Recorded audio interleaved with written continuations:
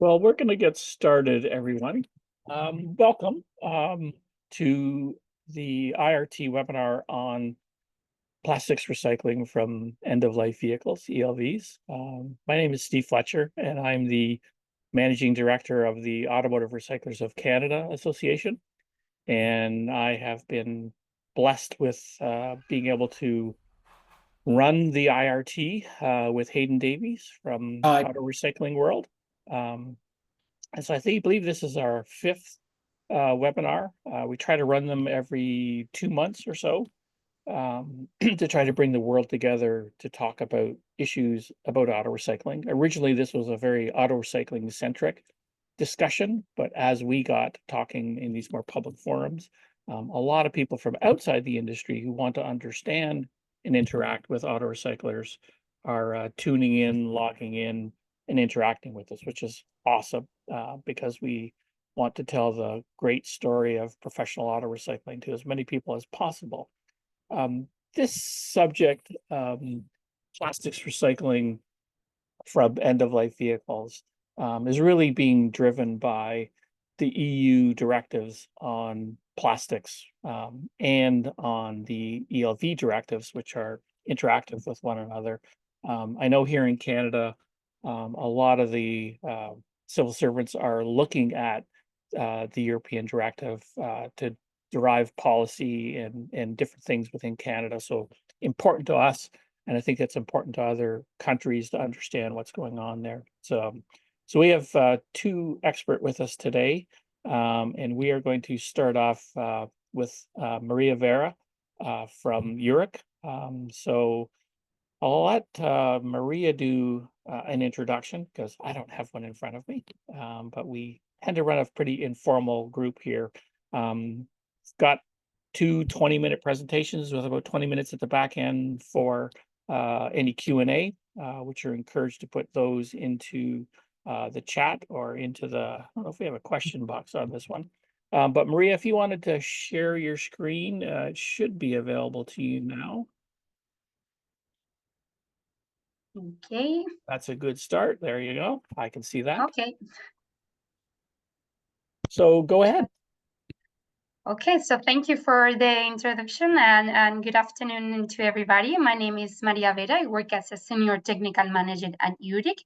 URIC is the European Recycling Industries Confederation, and today the objective is to present a bit what is the state of the art of the plastic recycling industry and what are the new rules for vehicles that have been proposed by the Commission and they are being discussed right now in the Parliament and Council. So we will have a new regulation next year, and this is a crucial moment to set the right policy tools to increase plastic circularity in the automotive sector. So just a few words about URIC. We are, as mentioned, the Confederation of the Recycling Industry. So our members are mainly national associations and federations of the recycling sector. And through them, we represent more than 5,500 companies. We have more than 75 members, and we are located in Brussels, close to the EU institutions. URIC is divided by different waste streams. So we have a branch for plastics, for paper, for textiles, for metals, for tires, for construction and demolition. So we cover everything that can be recycled. And of course, we have one of the main waste stream is end-of-life vehicles. I wanted to share a bit of data on the state of the play of the European plastic recycling industry, because right now the sector is suffering several challenges. And what you can see here is that how the recycling industry in Europe has been growing. We have doubled the capacity in the last 5 years. You can see the potential of growth, let's say, of the plastic recycling capacity. But if you pay attention in the bar of 2023, we see that even if we have growth in terms of capacity, the growth rate has decreased, which means that there are less investments happening in increasing capacity in Europe. And the reasons behind this is because we see that there is heavy market disruptions and price fluctuations, mainly because we see virgin and recycled plastics from other countries flooding the European market. And when prices of virgin plastics are low, then recycled plastics prices are also low. In fact, you can see here how the prices of recyclates decreased by up to 50% in 2023, and it's correlated always with the virgin plastic price. You can see also some of the main arguments is that there is low prices of virgin materials and increased imports. In fact, the Commission opened anti-dumping duty for PET imports coming from China, because they analyzed that there were massive imports of PET coming in China, both virgin and recycled, and this had a negative effect on the European industry. So now all the PET coming from China have to pay an anti-dumping duty, but still this is not enough to solve the situation. Also, there's a lack of verification mechanisms for imports, and even like in intra-Europe. So we see also there are fake recyclates, meaning that there are plastics labeled as recycled, but without any certification. And of course, there's a lack of commitments from manufacturers once the virgin plastic price are lower. Then, if we take into account the numbers I present in the first graph, we have a installed plastic recycling input capacity in Europe, 13.2 million tons, but the incorporation of recycled plastics is 7.2 million tons, which means that there's an unused capacity of the recycling industry. There are some of our members tell us right now they are using only 50 or 60% of their installed capacity, because there's no demand. So which means that there's not a problem of lack of capacity right now, it's just there's no demand, then the capacity is not being used. And I think this is very important this data is very important to take into account with the discussions we are having when we want to set, for example, recycling content targets, because one of the main arguments from stakeholders is that there's enough recycling materials, there is not enough waste to meet the recycling content targets. But the reality is that even when we have capacity, we are not using it because there's not enough demand for recycled plastics. Then, because of these different challenges, EURIC launched the EU Plastic Recyclers Roadmap, and here we analyze the state of the place, the different challenges that the plastic recycling industry is suffering right now, and we propose 5 measures. The first one, the most important one, is boosting the use of recycled plastic through mandatory recycling content targets in EU legislation. The second one is to improve collection and recyclability. This is key to improve the quality and the amount of recycled plastics. The third one is to have financial incentives, such as a lower VAT rate for recycled plastics, for example, or eco-modulation of EPR fees. The fourth is the issue of trade and the need of having harmonize end-of-waste criteria for plastics. And the fifth, we also think that because there's a lot of discussions with the legacy systems, a risk versus hazardous approach discussion is needed when the Commission or the EU legislators, co-legislators set threshold for substance of concern. If we go now to the main topic of the discussion, the end-of-life vehicles regulation, I think first we need to give an overview of of plastics in cars. So as you can see, plastic is the second materials in vehicles after metals, and we expect that the use of plastics in cars increase in the future.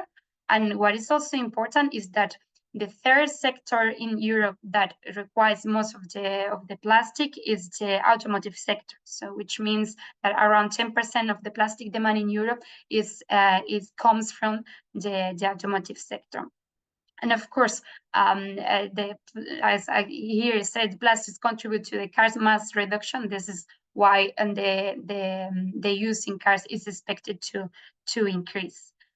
And now if we go to the end-of-life management, the last data available we have is that less than 20% of the post-consumer automotive plastic waste is recycled in Europe, and the rest is, as you can see in the graph, is landfill and goes to energy recovery. Sorry, because I just realized that the colors are not correct, but the important number is that less than 20% is recycled in Europe.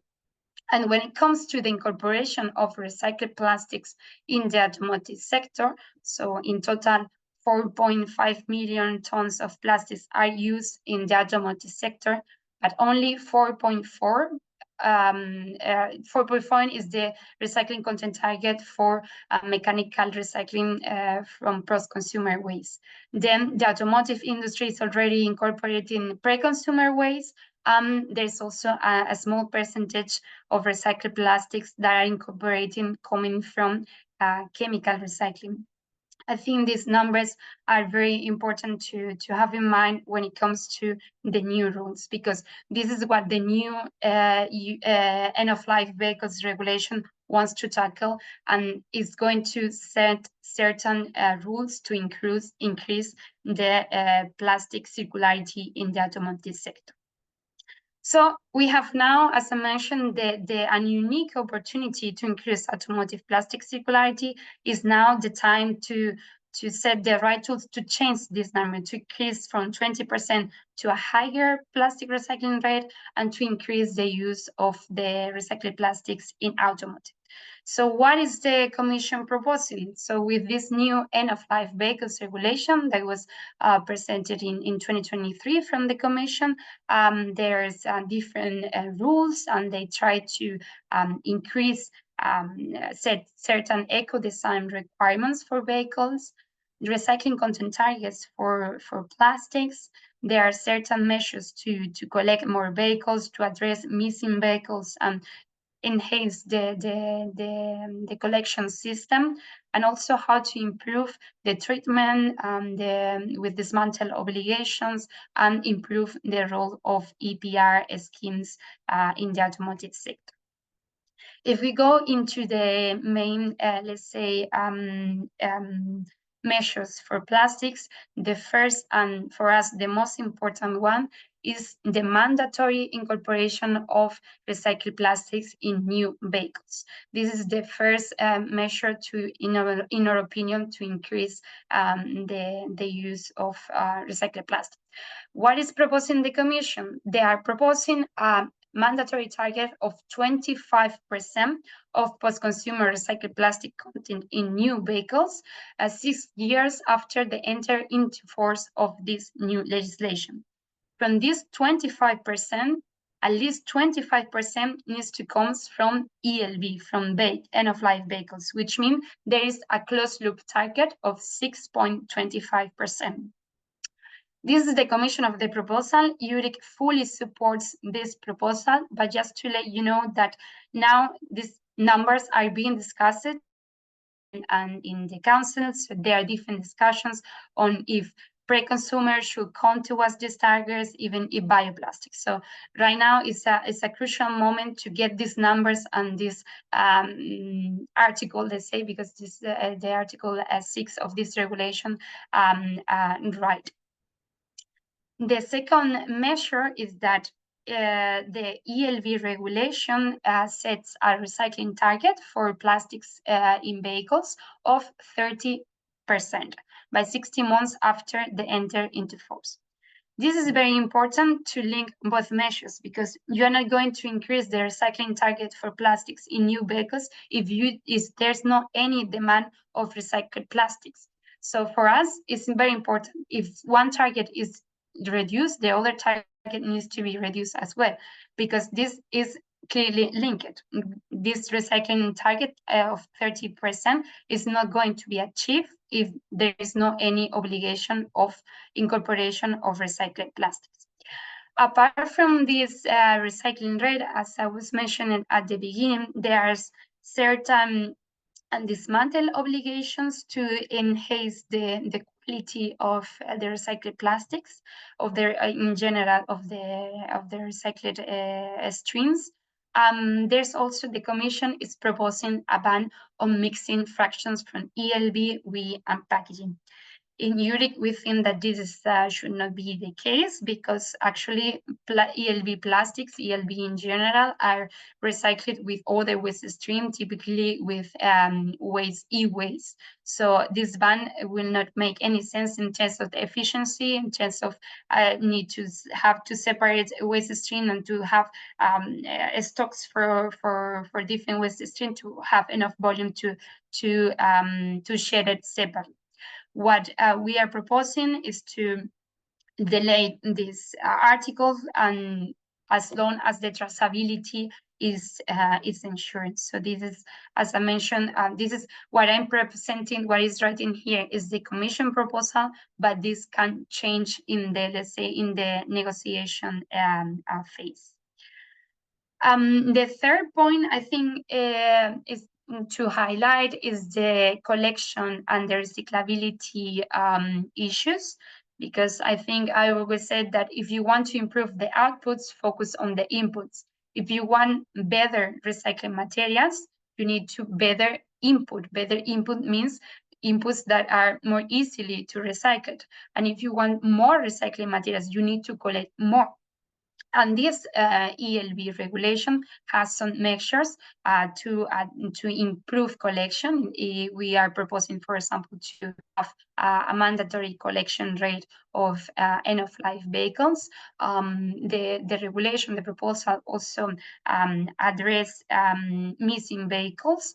It sets certain recyclability criteria and the accumulation of EPR fees. This means that the EPR fees that manufacturers are paying to the producer responsibility organizations can be modulated depending if the vehicle, if the parts of the vehicles are designed for recycling. This is, I think, a very good incentive to increase the recyclability of plastics. For example, limiting the use of adhesive, or limiting the use of composites or other complex materials that are more difficult to recycle.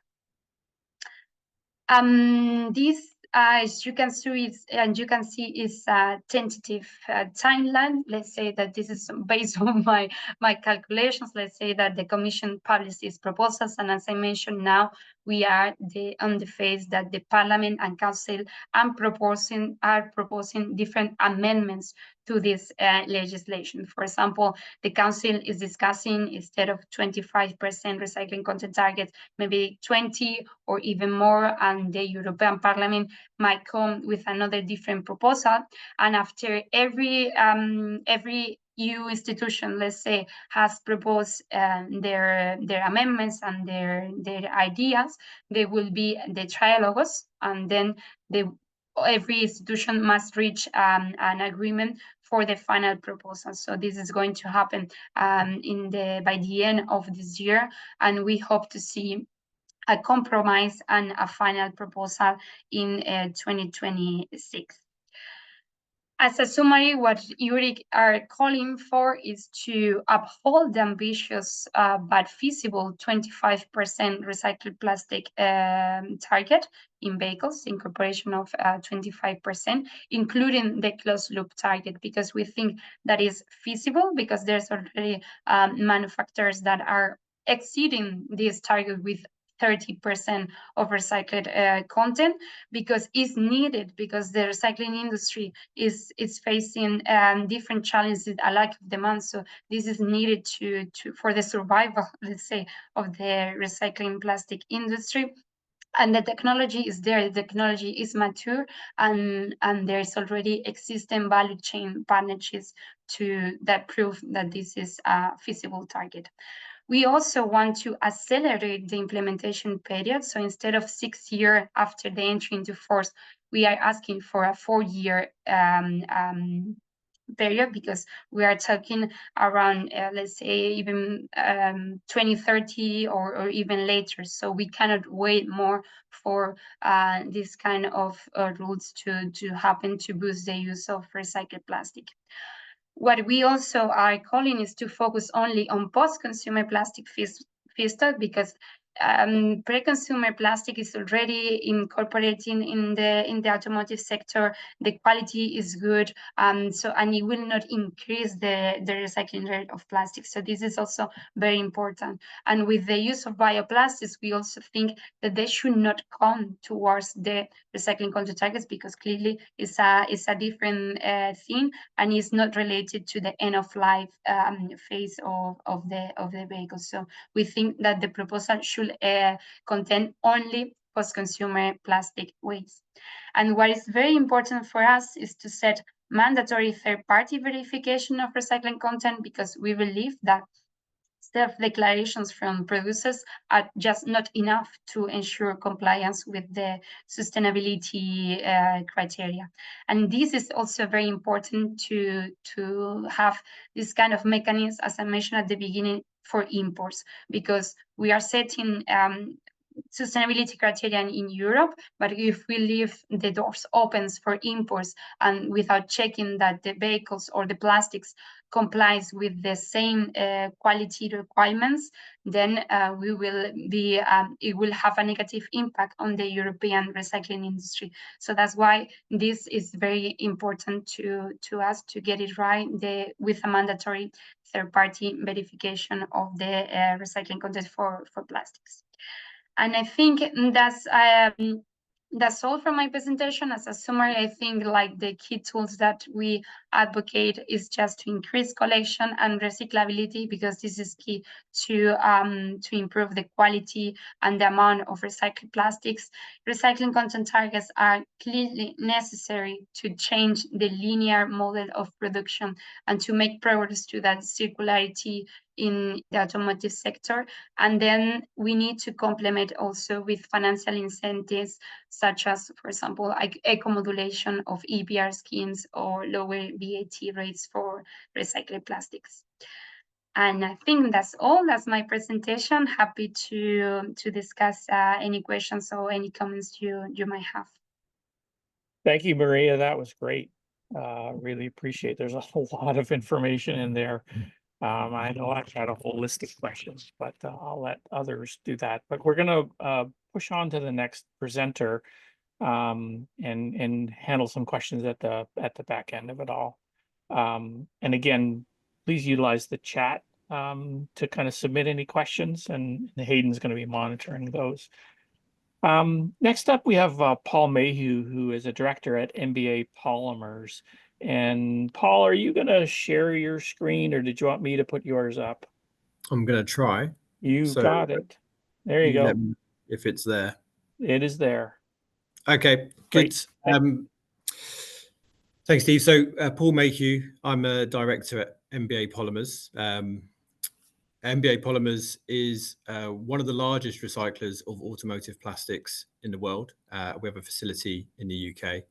And today I'll just talk you through what we are doing at the moment and a couple of innovations we're doing with our suppliers and also with our customers to develop new grades for the automotive industry going forward. I'll just skip through. So just a little bit about MBA Polymers. So we're part of European Metal Recycling. It's a family business from the UK. It's a metal recycling business, now in its third generation. And is one of the largest producers of sustainable materials in the world. We are one of the largest producers of recycled non-ferrous metals.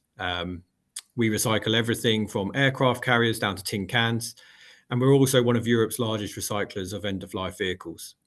MBA Polymers is the plastic recycling arm of EMR. So we handle the plastics that come through the front door that aren't metallic. We have 3 production facilities at the moment. We have a main plant in Worksop, which is where we do shredder residue or the plastics that come from ELV. And then we have 2 smaller facilities that are focused more on monostreams, so packaging and materials that are coming, which have been removed at the manufacturing stage or pre-consumer. The company was founded in 92. We have 47 patents around separation. We're privately owned, and we've done a lot of work about certifying the carbon footprint of what we do as well. And more interestingly, as we go through the presentation, is between EMR and MBA UK, we have over 60 feedstock sites, and many of those feedstock sites in the UK are end-of-life vehicle treatment facilities as well. So a little bit about what we are currently doing. Those involved in recycling of end-of-life vehicles, this won't be too brand new information, but it's probably at the end where it gets a bit more interesting around the plastics. So we obviously handle vehicles at first stage, and we also take in a lot of vehicles that come from merchants or where the depollution step has already happened. So most of the beginning of the process you'll be well versed with. So the vehicles, the dismantling and the treatment to remove pollutants takes place. Where MBA and EMR have maybe diversified is at the shredding stage or stage 6. Once the metallic content has been liberated and the vehicle has been shredded, you're left with residual fractions, which will contain things like the foam, the noise cancelling, the rubber, the tyres, if they've not been removed adequately, and you're also left with a large volume of plastics. That material historically has gone to landfill, and as Maria was highlighting, still today, a lot of that material is going into landfill. On the back of the very first ELV directive, or the 85% target, recycling target, EMR and MBA came together to investigate whether we could take the fraction that is going to landfill and recover the plastics to allow them to go back into other applications, be that automotive or other sectors. And to do that, there was a large investment made in the UK, which combined a treatment facility, which took the light fraction. It produced a plastic concentrate using various separation technologies, including air, sizing, and density. And once that plastic concentration had been generated, the MBA Polymers facility was built in Worksop, which has the capability to take that mixed plastic fraction, remove the residual elements of wood, foam, rubber. And then once we're left with the plastic concentrate, we have proprietary technology that allows us to separate each individual polymer back to its constituency. That's then compounded with an additive package to meet the requirements of the customer, and then sold back into the same applications where it originated. And today we sell into automotive roughly 35 to 40% of our products. It's worth saying that most of the demand coming from automotive has been driven at tier level rather than OEM. And it's been driven at tier level as part of cost saving exercises to reduce the material costs. So MBA Polymers has not always been involved in the intrinsics of how it's used in applications, but has been supplying into automotive for a long time. PC ABS and glass filled ABS, which are the two first products on the left, top left, they are actually coming from post-industrial, but all the other polymers are coming from end-of-life vehicles, and they're being used in a range of applications in varying degrees of percentages. So in some applications, we are supplying both interior and exterior polymer that's being used up to 100% in both interior and exterior applications. And other manufacturers are using the material as a blend and adding it with virgin polymers to produce parts and articles which may have 25% recycled content. But it's worth saying that using ELV plastics into automotive is not new. We have a business that we acquired in 2018, whereby the first bumper-to-bumper application was converted in 2002. So this is not groundbreaking, although it's not widely used at the moment, as Maria highlighted. So why look at changing from an MBA Polymers perspective? Well, Maria's touched on the legislation, so I don't want to go over old ground, but really where we're focusing is on that 25% of end-of-life vehicle content or closed-loop content. And so what we've done at MBA Polymers is try to challenge the status quo of how we operate and see, is there another method we could deploy which would allow us to use recycled content into vehicles at a higher percentage than what we're currently doing. And that came up with a project we classify as Project Windfall.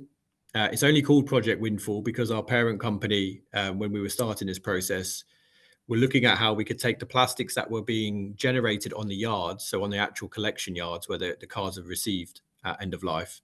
And as those cars are being moved around the yards, you would always have plastics dropping off. So the group affectionately called it car droppings, but we thought that didn't quite catch on as well as Project Windfall. So we called it Project Windfall. And in concept, it's can we take parts at the dismantling stage off a vehicle that are of a particular polymer type and work with a customer to get that back into the same application. And the concept that we came up with was bumper to bumper. Because a bumper is a very obvious part. It's on the exterior of the car, so it's easy to be removed.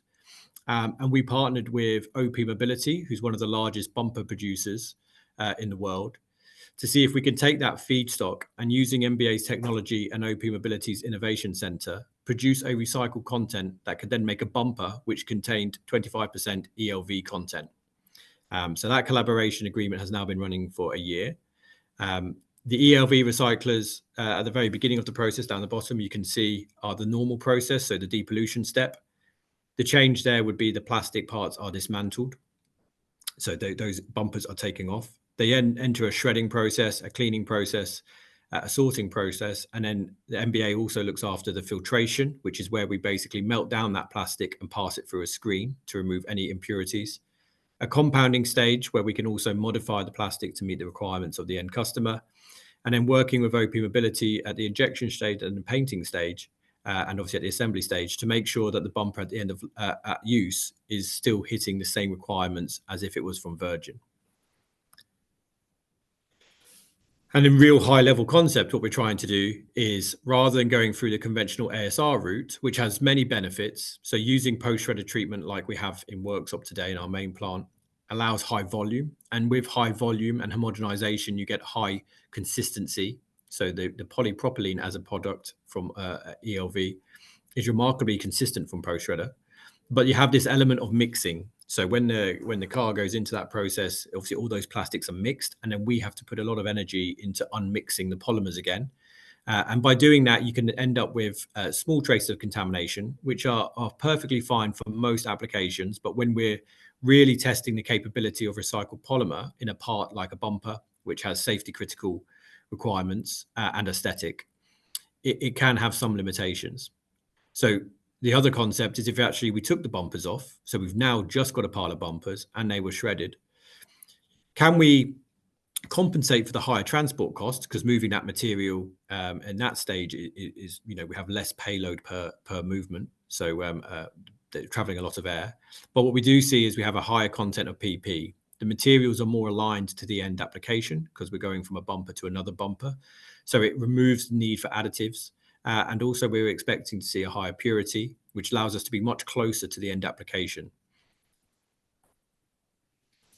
And it's not just OP Mobility that we've been working through on this scheme. We've also signed an agreement with Polestar, but the Polestar agreement is targeting interior parts. And in the UK, we've run this as a pilot scheme. So we've worked with our parent company where we've established 3 collection facilities, which can take in bumpers, not just bumpers generated by ourselves. They're located around the UK. We're seeing benefits in less processing steps. So obviously we don't have to do as much separation to separate out the different materials. So we're going through a more efficient process. We have seen already that the physical properties of the final product have improved. They are more aligned to the application of which they've originated.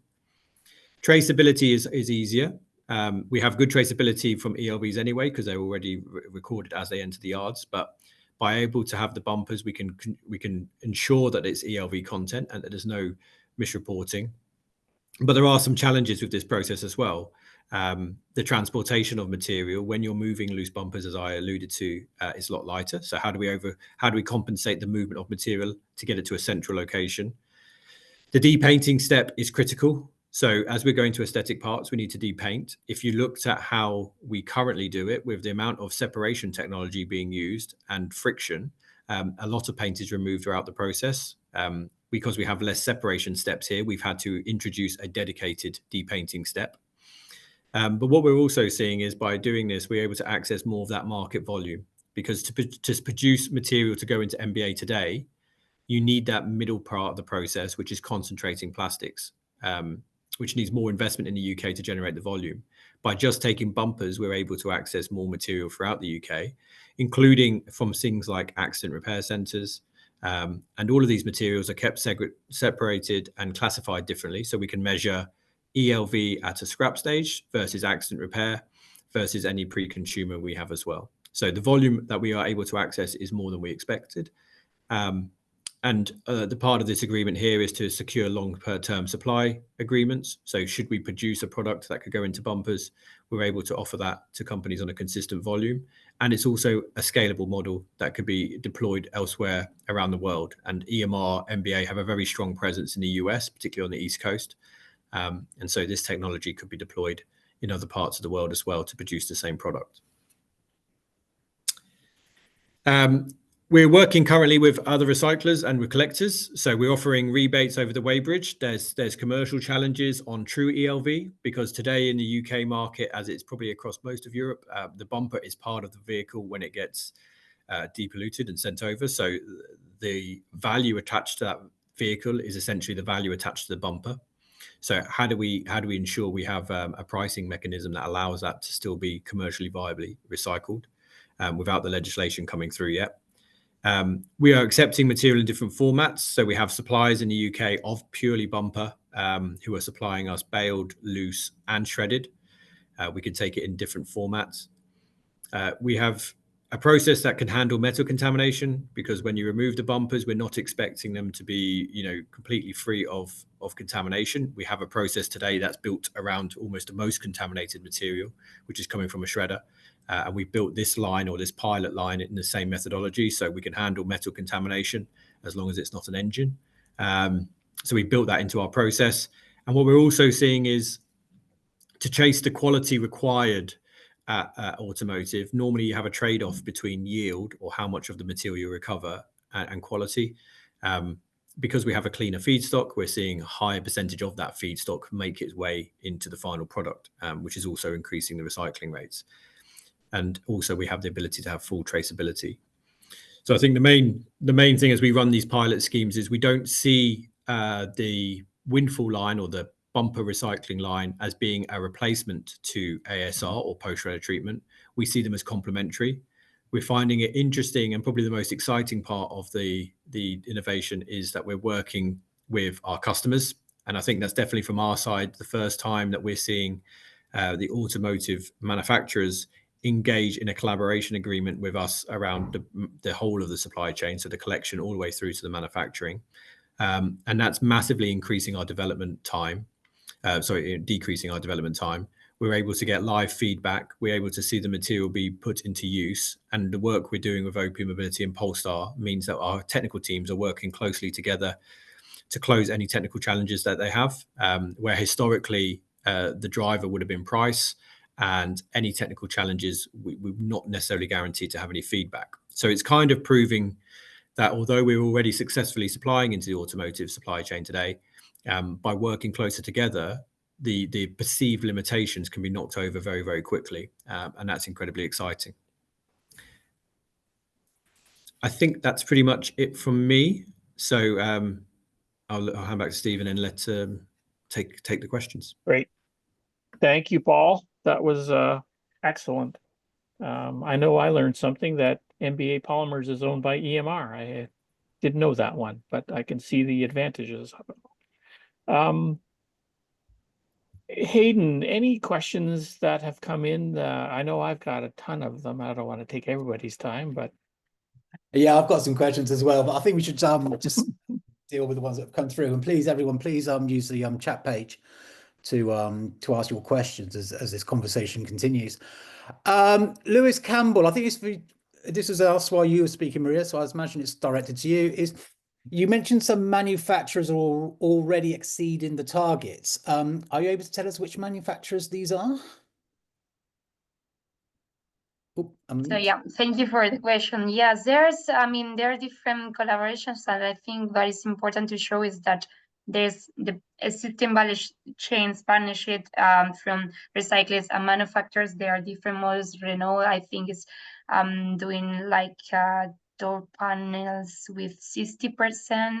I mean, we have some clear examples. I don't have in mind, but for example, the bumper to bumper with a high also recycled content of plastics is also a good example that this is feasible and is already happening. But if we don't have any incentives for these, let's say, good examples, then yeah, we will stay with this low plastic recycling rate. But there are already some manufacturers that are incorporating higher recycling content targets. In general, as I mentioned at the beginning, the average right now is less than 5% of post-consumer, but there are other good examples of manufacturers, including like in bumpers or in door panels or in other parts of the vehicles, more than 60-70% of recycled plastics. So which shows that this is feasible. And it's interesting how you just said incentives there, and you've mentioned that in your presentation as well. And going back right to the beginning when Steve talked about what's happening in Canada and other parts, and we seem to have so much focus now on plastics, especially in Europe, is that because there is this proposal that's going through, everyone's getting focused, it's coming through, this is the sort of the future of vehicle recycling. And for other countries, this might not be happening as much. Do you think there needs to be this proposal, or do you think it would be happening anyway? And for other countries, just sometimes there's the carrot and the stick mentality is here. So what do you think? And also with you, Paul, you've come on board with this. Is this because there's opportunity, or is it something you was looking at, but now you can really ramp it up because there is that focus and everyone's sort of trying to work together to make this happen? I think, this is one of the main clause that we are advocating is that there will be imports coming in Europe, so we need to require the same sustainability criteria or the same recycling content targets for those imports. That's clear. But I think one of the most positive aspects of the EU policy in terms of environment and recycling is the effect that it's having in other countries. For example, I recently have some meetings with the Japanese government, with also some consultants that are working with the Japanese government to set plastic recycling content targets for the automotive sector there. So this is like a good positive impact, let's say, that the EU legislation is having in other third countries. Yeah, Paul, yeah. Yeah, I was going to say, I think from my perspective, I can be pretty cynical, Hayden, in my world. I've sat in enough Circular Plastic Alliance meetings and all the other ones to kind of have a bit of a view on the will of companies to do the right thing, especially in tough economic times. I think there's a reality to the situation as well. The biggest thing I would say is I think it's understood by most governments now, particularly in the UK, that recycled content is a driver that has to be in place if you want to increase recycling rates. There has to be an outlet. There has to be a stick, if you want to call it that, or a carrot, if you want to avoid the taxes and stuff. But yeah, it has to be a stick. And the biggest example has been PET, really, recycled PET, which is your bottles and other materials. And until there was recycling rates on PET would be traded globally. The investment on bottle collection was relatively low. As soon as the target started to be implemented, you saw more collaboration. So you saw companies like Coca-Cola enter into the recycling supply chain, rightly or wrongly, to acquire feedstock.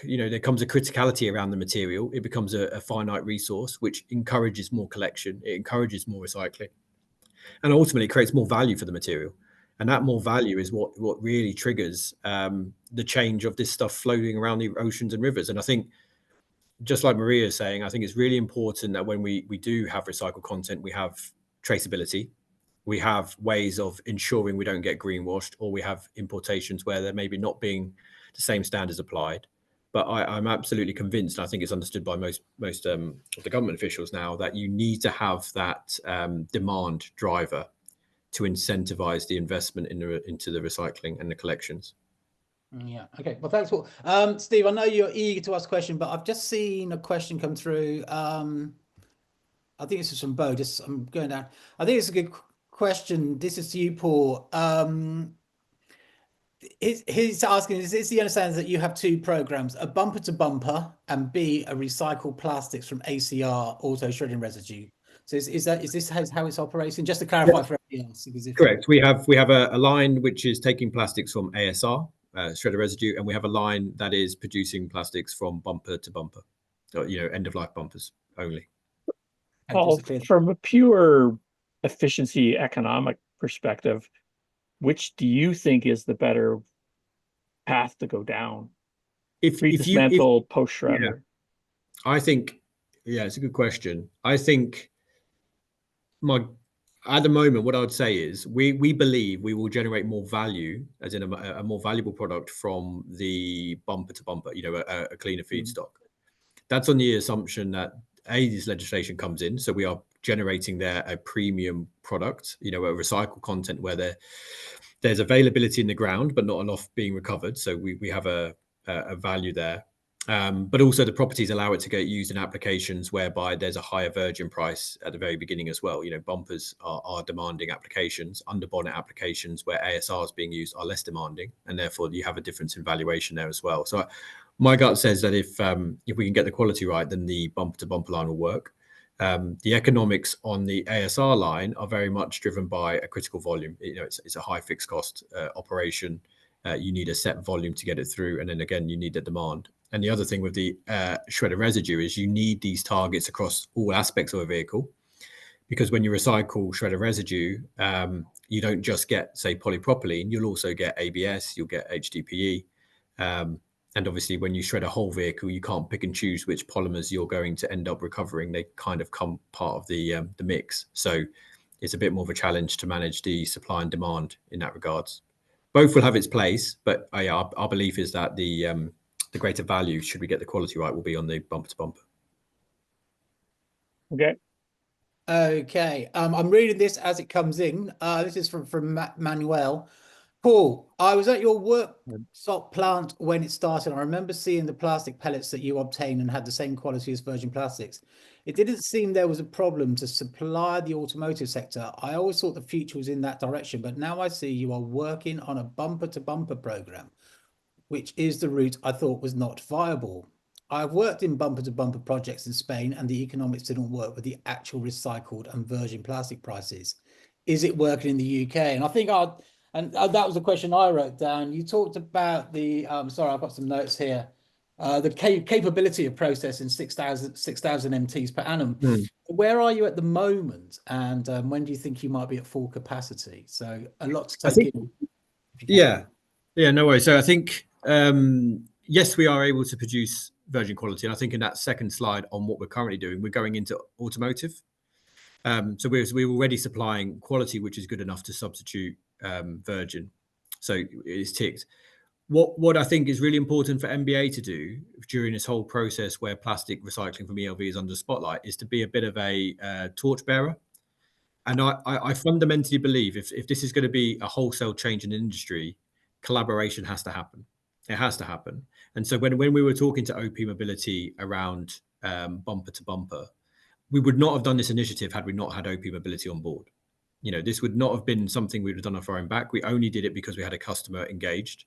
That customer is a very, very large global producer, where we believe by doing this, we can go where recycled plastic is currently not going, into an application which could then be used to show the rest of the industry what can be achieved.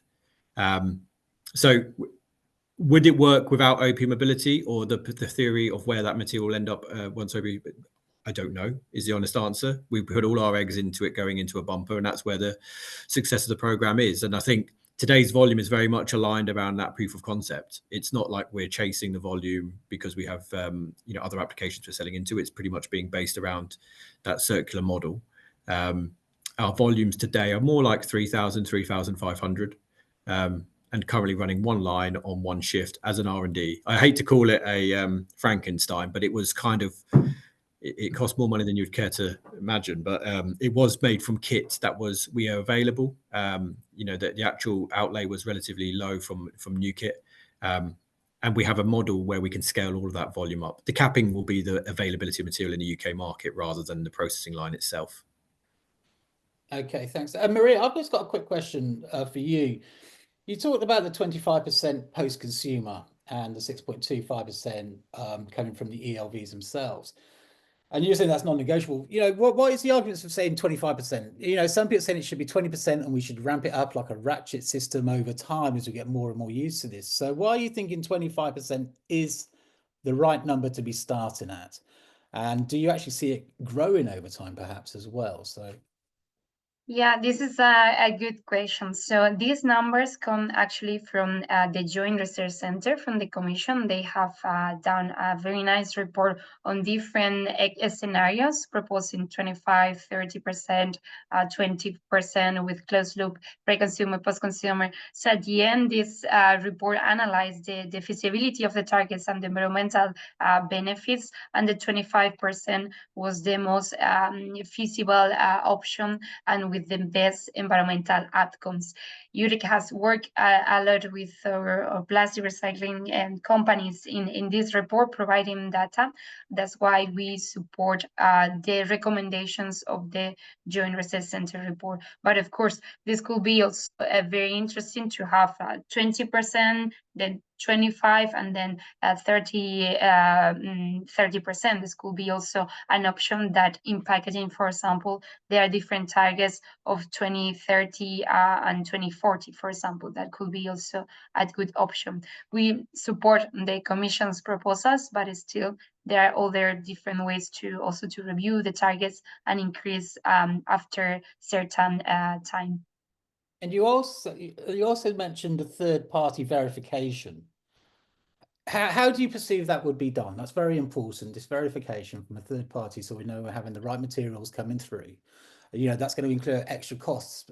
So how do you imagine that will be policed, I suppose, would be the phrase I'd use there.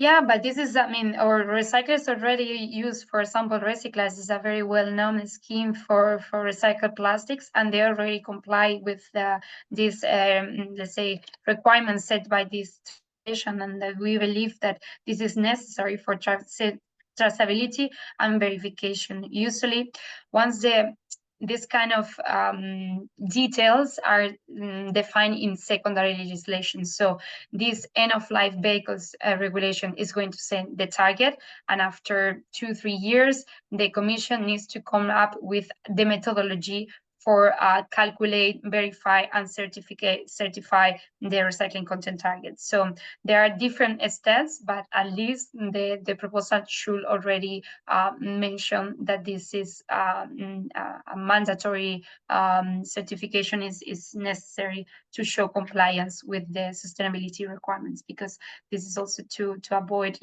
greenwashing and unfair competition from other parties. Okay, thanks. I think we need to go back to the questions because some more are coming in now. This is from Roberto.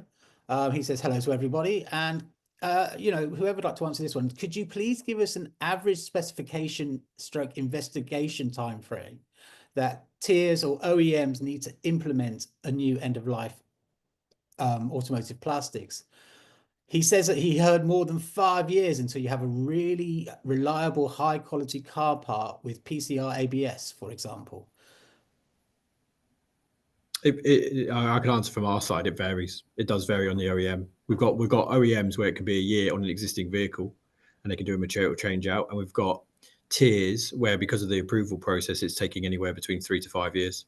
So it does depend on the internal processes and the vehicle they're targeting. So yeah, it can be as long as that. I'd say that's fair, but it's not a standard. Okay. Maria, have you got anything to add to that, or we go on to the next question? Yeah, I think it depends, and also it can take even the type of product can even take 6 years. So it also depends also on the OEMs and the national authorities as well. Okay, thanks. I just want to get through these questions. This one I think is going to be going to Paul. Kev asked, is it imperative to depaint the PP bumper plastics to have the quality to go from bumper to bumper? Mhm. The answer actually is, if you're under a collaboration agreement, I would say yes, but the level of is still to be debated. You don't need to depaint for all applications. So for example, we don't have a dedicated depaint step for interior parts or under unseen parts. So it does depend on OEM specifications and application. But for bumper, we would envisage, yes, we'd have to have a depaint step. And is it important for us to all to remember that, you know, there's a lot of focus now on plastics from automotive, but you know, we are sort of at the beginning, because now we can start to do stuff. So there's going to be stuff where we are going to start to realize and overcome challenges in the future. Would you agree with that there is a future here and it will grow, because as everyone comes together, talking amongst, looking at the challenges, coming up with solutions, that there I is would 100%. I mean, I'll give you know, hopefully I'm not going to get a load of legal stuff from these OEMs, but I mean, Polestar are unbelievable. So we've done stuff with them where eco design, which Maria touched on, is like forefront. So you can be, we've stripped down a car together. We've gone through the material selections together. They understand that the post-shredder treatment is targeting particular materials in set densities, and can we substitute PCPET for PP? And when you work closely together, if you're going to hit that recycled content, you're going to be using materials that can have access to recycled content. So you naturally, you know, consolidate your material choices, and that makes it easy for recycled. So all of that coming together with the brains of the automotive industry, which is vast in comparison to the technology, you know, for the technical resources of the recycling industry, allows us to look at new methods, new technologies, but also just new ways of looking at material and treating it designed for recycling at the very, very beginning. Whereas historically, even on things like paint, no one's thought about how it will be removed at the end, because no one needed. Can I just interact there? Because some questions have come on. People are saying, are you willing to elaborate on the depaint process? No. You know, so I think there's, you know, we sparked something there. So yeah, I think I can tell you it's a mechanical process that uses a chemical, and that would probably be the end. But it's not there are other processes that are available. You know, it's not like MBA holds the crown jewels to this. We just happen to have the equipment in place because we've been doing closed loop, so production scrap with paint, remove the paint, sell it back to the manufacturer to put it into their new production. We've been doing that for over 20 years. So that equipment's not brand new or anything like that. It's just being deployed on end of life vehicles where it's used to be used on post-industrial. Okay, so and Maria, you know, sort of continue with that. It's sort of, are you seeing this collaboration as being so key? You know, sort of no more secrets. We've got to be pushing forward to make this happen. And I think Roberto's asked a very good question, and I think we can combine that with that thought. Is Roberto asks, do you have market insight? How much is the green premium in percentage paid versus virgin for ELV plastics on the market? You know, that's the question. It all comes down to money, isn't it? So yeah, you have anything? It's a very interesting question and very relevant, but sometimes talking about the price, I mean, as a Yurik, we don't discuss prices, but what I can say in general, recycled plastics are cheaper than when it comes to, for example, food contact PET quality grade. So when it's a higher quality grade for food contact materials, for example, then in that case, sometimes, the cost of recycled plastic can even be higher than the virgin plastics. But I don't know if Paul can give some more insights on ELV plastics. Yeah, I mean, it's just the common message, exactly what Maria said. We say to the OEMs we engage with today, recycled plastics are typically bought at a discount to virgin because there aren't these drivers in place. As soon as these drivers come into place, you have a shortage of supply typically. And therefore you have a premium attached to it, which is just down to the market economics of supply and demand. And then that corrects itself when more is being recycled and more is being recovered. And then you start to have a normalization effect, but that will take time. So yeah, there will be a premium once it's demonstrated that ELV can go back in, which is why I think we're seeing a lot of companies now investigating this recycling, how collaborations can work, getting in supply agreements early so they can secure feedstocks, even if there's still some technical challenges to be done on how it's applied in different parts of the vehicle.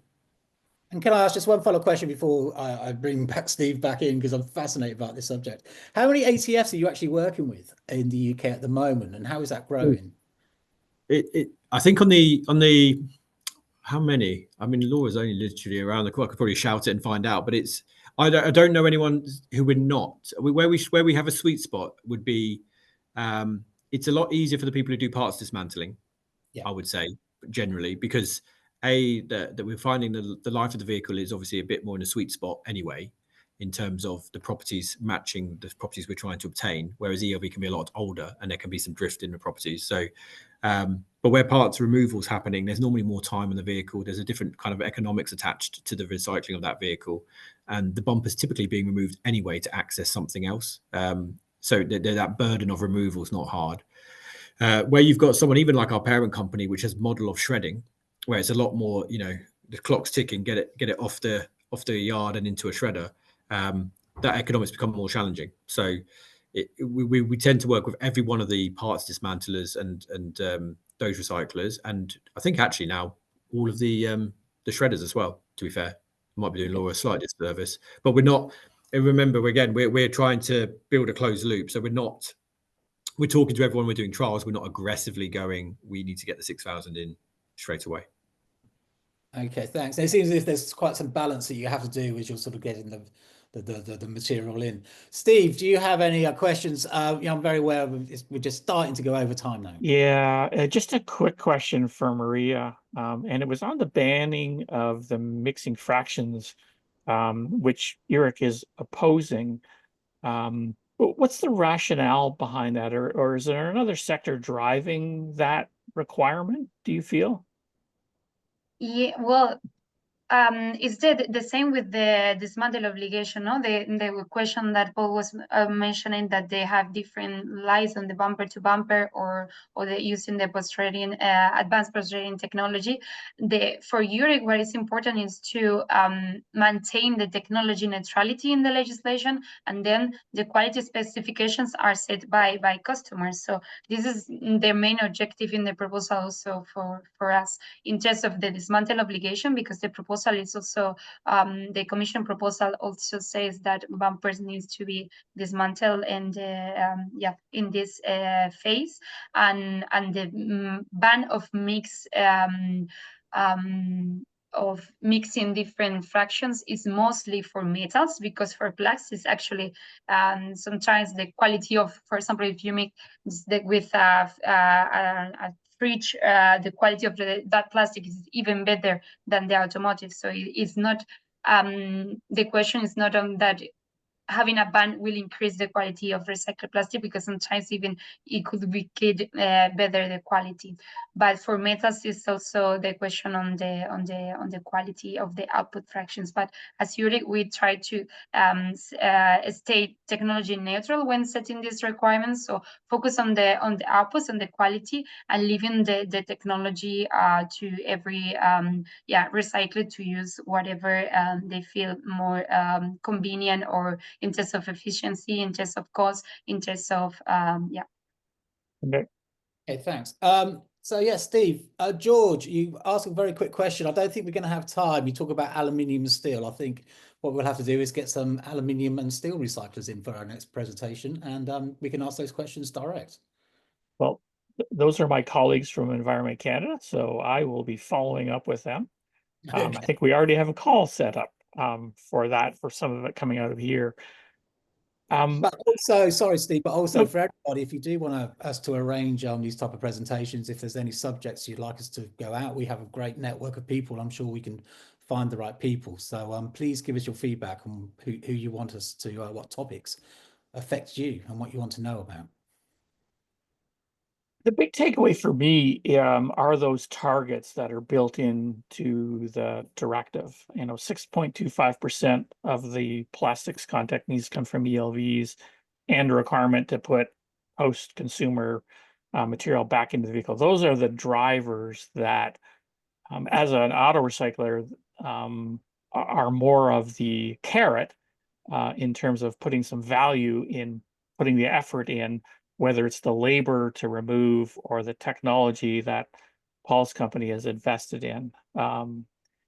those are absent in many jurisdictions. The Americas don't deal in those. So we have the challenge of trying to find the economic incentive to do those things. We do get worried when people take just, oh, well, why don't we just, make this requirement, but the entire infrastructure is not there. Maria brought up the concept of the missing vehicles. If we are required to do something, and yet the vehicles go wherever they want globally to the underground economy, it's a super challenge. And that's where the whole infrastructure concept needs to be there.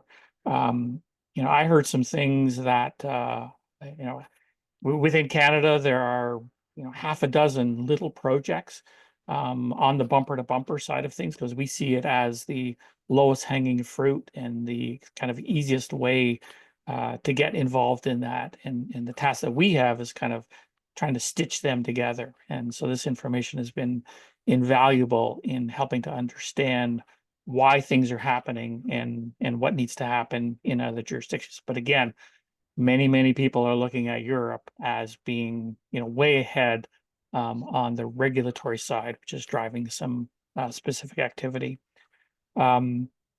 These webinars are recorded, so they'll be up onto the website within a couple of days. I have the presentations, and if both of our speakers are okay with me pushing them out, I will do so. So let me know offline or here. And as Hayden said, we're always looking for ideas for future webinars. We've got lots of ideas, but we want to make sure that we're delivering things that are relevant for the crowd that pays attention to us. So drop us a line. Again, if you have news, if you have reports, if you have information, Hayden's Auto Recycling World is an incredible resource to document what's going on in the industry. So I want to thank everyone for their time. Any of the questions that we did not get to, or you want supplementary, by all means, let me know and we'll try to piece that together. But thank you very much, and everyone have a great day. Bye now. Thanks, Steve. Thanks, Maria. Thank Thanks, you. Paul. Thanks very Bye. much. Bye, everyone. Thank you. Bye.